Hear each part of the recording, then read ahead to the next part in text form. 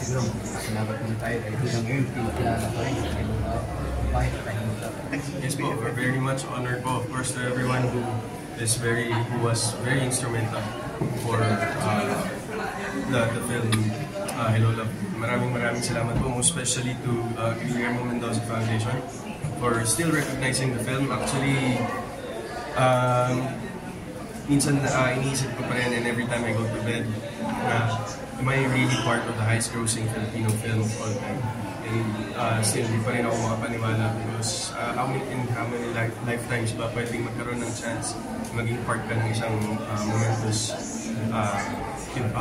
movie and project like that. So, thank you so much po. And of course, to Jimmy Pictures and of course Star Cinema, to Jimmy and ABS-CBN and Drekati.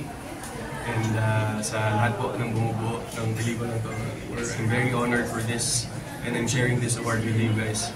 Hindi lang to sa akin. Meron! Thanks po. Yes po.